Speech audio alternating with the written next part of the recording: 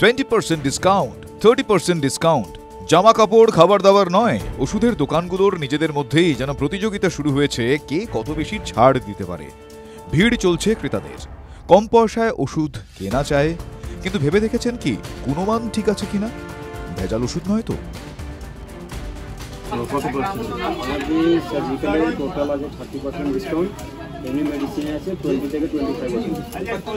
মেডিসিনের ডিসকাউন্ট, মেডিসিনগুলো ঠিকঠাক হয় সব অরিজিনাল আছে মেডিসিনটা, এখন কোনো সময় লোকাল মাল নেই, ব্র্যান্ডেড মাল নেই। তাহলে কি করে ডিসকাউন্টটা হয়? মার্জিন আছে কোম্পানি, আমাদের কোম্পানি মার্জিন আছে কোম্পানি। বিক্রেতারা তো সাফাই দেবেন, তারা তো বলবেনই কোনো সমস্যা নেই। কিন্তু কতটা সত্যি, কি বলছেন চিকিৎসকরা? স্বল্প মূল্যের ছাড় দেওয়া ওষুধ খাওয়া কি উচিত? এই ব্যাপারটা আসে তখনই যখন আমরা generic version of medicine use করছি। এই জেনেরিক ওষুধ মানে আমাদের ওষুধের যে কম্পোজিশন, সেই কম্পোজিশন অনুযায়ী ওষুধটা নেওয়া। এই ছাড়াও নর্মালি ব্র্যান্ডেড ওষুধ রয়েছে, ওই ব্র্যান্ডেড ওষুধগুলো বিভিন্ন বড় কোম্পানিরা বিক্রি করে এবং তাদের প্রাইস হাই হয়। তার জন্য জেনেরিক ওষুধ যদি ঠিকঠাকভাবে পাওয়া যায় কোনো দোকানে এবং তার গুণগত মান যদি বজায় থাকে, তাহলে এর থেকে ভালো উদ্যোগ আর কিছু হয় না। যেটা গভর্নমেন্ট সবসময় চেষ্টা করেছে জেনারিক ওষুধ বিক্রি করার, সেক্ষেত্রে কোয়ালিটি বজায় রাখতে পারলে সেটা বেস্ট সিচুয়েশন। কিন্তু প্রবলেমটা অন্য জায়গায় হয়। জেনারিক ওষুধ আমরা যদি লিখি, তাহলে যেহেতু ওষুধের দোকানে কোয়ালিটি লোকজন নেই যারা ওষুধ বুঝতে পারে জেনারিক, তখন পেশেন্টদের খুব হ্যারাসমেন্ট হয়। 2 নম্বর হচ্ছে জেনারিক ওষুধ লিখলাম, একটা ভুল ওষুধ চলে গেল, সেক্ষেত্রে মারাত্মক বিপদ হতে পারে, স্পেশালি যেগুলো খুব গুরুত্বপূর্ণ ওষুধ সেগুলোতে। থার্ড হচ্ছে কোয়ালিটি ইস্যু। আমি একটা ওষুধ লিখলাম, যে ওষুধটা আমি যদি ব্র্যান্ডেড লিখি, আমি জানি যে এই কোম্পানির কোয়ালিটি রেস্ট অ্যাসিওর্ড কোনো প্রবলেম হবে না। কিন্তু আমি যখন একটা জেনারিক ওষুধ লিখলাম, সেটা ওষুধের দোকানের ওপর ডিপেন্ড করবে সে কোন ওষুধটা দেবে। তার ফলে এটা ওষুধের দোকান থেকে যখন ডিসকাউন্ট ওরা বেশি পাবে, যেটাতে ওরা লাভ করতে বেশি পারবে, সেটা দেবে। সো যেখানে এটা কিছুটা নিয়ন্ত্রণও ছিল, সেই নিয়ন্ত্রণটা আমরা পুরো ছেড়ে ফেললাম ওষুধের দোকানদারদের হাতে। এবং সেক্ষেত্রে কোয়ালিটি মেনটেন করা বা প্রত্যেকটা দোকানে ফার্মাসিস্ট থাকা, এটা বোধহয় আমাদের দেশে এখনো সেভাবে তৈরি হয়নি।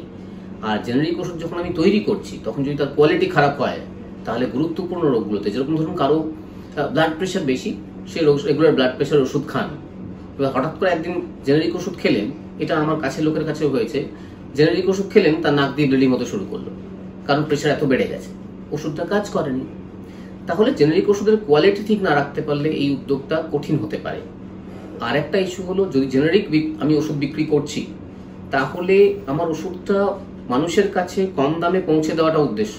তো সেখানে 50% বা 70% ডিসকাউন্ট, এই মার্কেটিং গিমিকটার প্রয়োজন পড়ে না।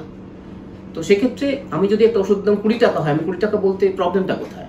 তো আমার মনে হয় এই 70% ডিসকাউন্ট দিয়ে বিক্রি করার ব্যাপারটা ঠিক নয়, এটা বন্ধ হওয়া উচিত। ডিসকাউন্ট দিয়ে ওষুধ কেনা শুনলেই মনে হয় ডিসকন্টেন্ট। ঠকছি না তো? ভেজাল ওষুধ কিনছি নাকি? আসলে ওষুধের গুণগত মান বোঝার একমাত্র উপায় ল্যাবরেটরিতে কেমিক্যাল অ্যানালিসিস করা। তা যখন সম্ভব হচ্ছে না, আমরা কি করতে পারি? আমরা শুধুমাত্র সেই সমস্ত দোকান থেকে ওষুধ কিনব যা নির্ভরযোগ্য, যেখানে ওষুধ কিনলে ক্যাশ মেমোতে সুস্পষ্টভাবে উল্লেখ করে দেবে ওষুধের batch number, date of manufacturing এবং ডেট অফ এক্সপায়ারি। যে ওষুধগুলো বাইরে থেকে দেখা সম্ভব, একটু দেখে নিন তা ঠিক আছে কিনা, গুঁড়ো হয়ে গেছে কিনা, রং বদল হয়ে গেছে কিনা। যদি কোনো সিরাপ বা লিকুইড জাতীয় ওষুধ কেনেন, দেখুন তাতে কোনো সাসপেন্ডেড পার্টিকুলেট ম্যাটার আছে কিনা, সেখানেও রং পরিবর্তন হয়েছে কিনা। আসলে ওষুধের গুণগত মান এবং দাম নির্ণয় করবার জন্য যে সংস্থাগুলি আছে নজরদারি করবার জন্য, তাদের দুর্বলতার কারণেই ওষুধ ব্যবসায়ীরা একটা কৌশল অবলম্বন করেছেন, সস্তায় ডিসকাউন্ট দিয়ে ওষুধ বিক্রি।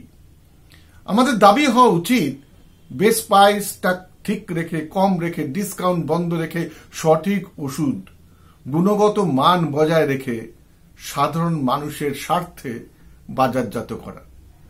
সরকারের পক্ষ থেকে সেই উদ্যোগ গ্রহণ করা উচিত জনস্বাস্থ্যের দৃষ্টিকোণ থেকে, সেটাই আমাদের একমাত্র কাম্য। টিভি9 বাংলা ডিজিটাল।